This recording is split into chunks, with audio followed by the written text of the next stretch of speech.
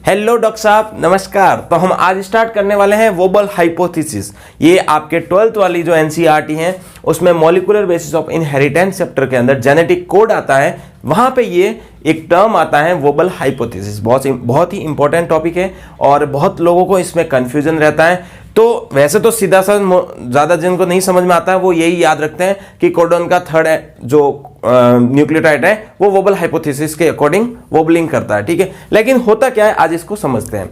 सबसे पहले wobble hypothesis समझने से पहले एक टर्म है वोबलिंग। वोबलिंग का मतलब क्या होता है? देखो, जब मैं एक जनरल टर्म में बताऊं आपको कि जैसे आपको खाने की आदत है ब्रेड, और ब्रेड के साथ हमेशा आप बटर खाते हो, ठीक है। ब्रेड और बटर का कॉम्बिनेशन आपको अच्छा लगता है, आप हमेशा वही खाते हो। आप कहीं पे भी जाओ, कहीं गेस्ट बन के जाओ, जब भी आपको ब्रेकफास्ट करना है बोलोगे ब्रेड और बटर चाहिए, चलो ठीक है। तो आपका एक नेचर बन गया कि ब्रेड के साथ आप बटर खाओगे।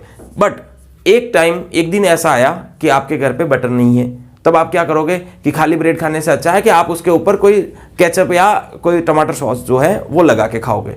तो मतलब उस दिन क्या आपने वोबलिंग कर ली। मतलब जैसा आपकी प्रवृत्ति है, जैसा आपकी नेचर है, उससे हटके उस दिन आपने दूसरा कर दिया। ब्रेड तो है बट उसके साथ किसी और के साथ जोड़ के खा लिया, ठीक है। तो वो हो गया वोबलिंग। एक और एग्जांपल बताऊं आपको कि आप जैसे कोई दुकान पे जाते हो, आप फिक्स है कि आपको पर्टिकुलर जिस दुकान से आप सामान लाते हो हमेशा उसी दुकान से सामान खरीदते हो, ठीक है। लेकिन एक दिन क्या हुआ, उस दुकान पे भीड़ लग गई, आपने बगल वाले दुकान से सामान खरीद लिया। तो ये क्या किया, आपने वोबलिंग कर ली, ठीक है। इसे कहते हैं वोबलिंग। यहां पे वोबल हाइपोथेसिस, इसी टर्म के अकॉर्डिंग वोबल हाइपोथेसिस रखा है। इसमें क्या हुआ कि जब हमने देखा कि जो जेनेटिक बेस जो है वो एक दूसरे के कॉम्प्लीमेंट्री होते हैं। जी, जो ग्वानिन है वो साइटोसिन से जुड़ता है, एडेनिन जो है वो थायमिन या यूरेसिल से जुड़ता है, ठीक है। इस तरीके से ये एक दूसरे से बेस पेयरिंग होती है। और ये जो है नॉर्मल बेस पेयरिंग होता है, साइटोसिन ग्वानिन के साथ, ग्वानिन ये साइटोसिन के साथ, या फिर एडेनिन यूरेसिल के साथ हो सकता है, यूरेसिल जो है एडेनिन के साथ हो सकता है। यहां आरएनए की बात कर रहे हैं इसीलिए, ठीक है। अब क्या होता है, ये तो नॉर्मल बेस पेयरिंग होती है, लेकिन कभी कभी क्या होता है, कभी कभी ऐसा बेस पेयरिंग ना होके इसमें वोबलिंग आ जाती है। और वोबलिंग में क्या होता है, यूरेसिल जो है वो ग्वानिन के साथ जुड़ जाता है, ठीक है। होना किसके साथ चाहिए था, ये यूरेसिल जो है एडेनिन के साथ जुड़ना चाहिए था, लेकिन एक ग्वानिन के साथ जुड़ जाता है, ये हो गई वोबलिंग। या फिर ग्वानिन जो है यूरेसिल के साथ जुड़ जाता है, जुड़ना चाहिए था साइटोसिन के साथ, लेकिन ये यूरेसिल के साथ जुड़ गया, ये हो गई वोबलिंग। तो इसे कहते हैं वोबलिंग, ठीक है। सेम चीज ये जो है टीआरएनए में एक और न्यूक्लियोटाइड होता है। ये जनरल जैसे 4 न्यूक्लियोटाइड है वैसे ना होके एक अलग से होता है आइनोसाइन, ठीक है। आइनोसाइन जो है ये डीएमिनेटेड जो है न्यूक्लियोटाइड होता है। इसमें क्या होता है, इसका नेचर होता है कि ये यू के साथ भी जुड़ सकता है, ये सी के साथ भी जुड़ सकता है और ये ए के साथ भी जुड़ सकता है। तो ये 3 जनों के साथ एक साथ जुड़ सकता है। तो मतलब कहने का मतलब ये एक बार आएगा और तीनों को एक अलग अलग बार ये जुड़ेगा। कैसे जुड़ेगा बताता हूं। पहली बात, ये जो वोबल हाइपोथेसिस क्रिक ने दी थी, और ये किस चीज को समझाते हैं, for degeneracy of genetic code. अब डीजेनरेसी क्या होता है कि हमने पढ़ा कि एक एमिनो एसिड को कोड करने के लिए 3, 4, 5, 6 तक एमिनो एसिड्स जेनेटिक कोड लगते हैं। जैसे कि यहाँ पे जो मैंने एक एग्जांपल दिया है कि प्रोलीन जो एमिनो एसिड है उसके लिए 4 जेनेटिक कोड होते हैं, CCU, CCA, CCC और CCG। ये 4 जो जेनेटिक कोड है ये चारों जो है प्रोलीन को कोड करते हैं, ठीक है। तो इसे कहते हैं डीजेनरेसी। और डीजेनरेसी को समझने के लिए हमें क्या है, वोबल हाइपोथेसिस लाए गए थे। अब इसमें होता क्या है, देखो जैसे एक एमआरएनए है, एमआरएनए की रीड हमेशा 5 प्राइम टू 3 प्राइम पढ़ा जाता है, और इस सीक्वेंस को बोलते हैं, इस कोडोन को बोलते हैं, इस सीक्वेंस को बोलेंगे कोडोन सीक्वेंस, ठीक है। एमआरएनए पे सीक्वेंस जो होता है उसे कोडोन सीक्वेंस बोलते हैं, और ये 5 प्राइम टू 3 प्राइम रीड होता है। जबकि इसके जस्ट ऊपर आता है टीआरएनए, ठीक है। जब हम ट्रांसलेशन पढ़ते हैं तब टीआरएनए आता है, टीआरएनए इसके कोडोन के साथ जुड़ता है, टीआरएनए के एंटीकोडोन के साथ, ठीक है। तो टीआरएनए का ये जो सीक्वेंस होता है जस्ट इसका कॉम्प्लीमेंट्री होता है, वो होता है एंटीकोडोन। टीआरएनए की स्ट्रक्चर ऐसी होती है, मैंने जो है ये नीचे वाली एंटीकोडोन वाली स्ट्रक्चर जो है वो बता रखी है, ठीक है।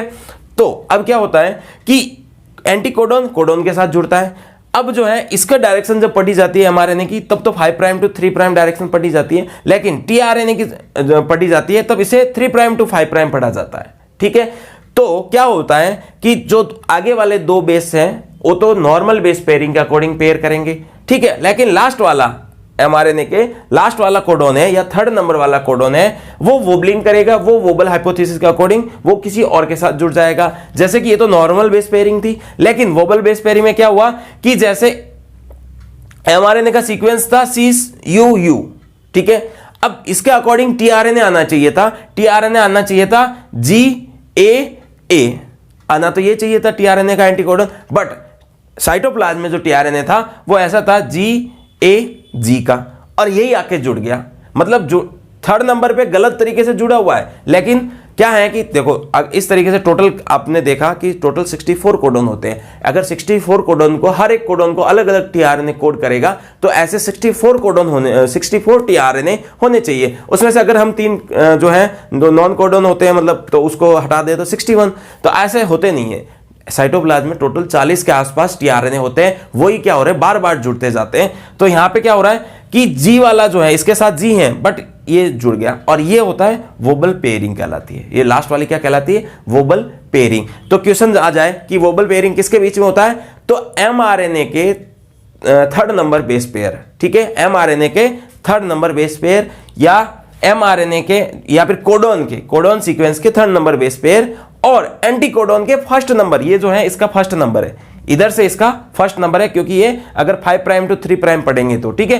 तो mRNA के थर्ड नंबर और tRNA के फर्स्ट नंबर के साथ जो पेयरिंग होती है उसे बोलते हैं वोबल पेयरिंग, और ये वोबल हाइपोथेसिस इसी बात को समझाता है, ठीक है। आई होप आपको समझ में आया होगा कि वोबल हाइपोथेसिस क्या है, वोबल पेयरिंग क्या है, वोबलिंग क्या है और इससे क्वेश्चन कैसे आता है, ठीक है। एक चीज ये याद रख लेना, आइनोसाइन जो होता है ये डीएमिनेटेड न्यूक्लियोटाइड होता है, और ये जो है इस जो यूरेसिल के साथ जुड़ सकता है, साइटोसिन के साथ जुड़ सकता है और एडेनिन के साथ जुड़ता है, और ये आता कहाँ है, ये जो tRNA है इसके एंटीकोडोन की जगह पे आता है। जैसे एक एग्जांपल मैंने यहाँ पे बताया कि प्रोलीन के लिए 4 कोडोन लगते हैं, CCU, CCC, CCA, CCG, ठीक है। अब ये 4 कोडोन जो लगे हैं इसमें से 3 कोडोन जो है एक ही tRNA आता है, can be recognise by single tRNA having I।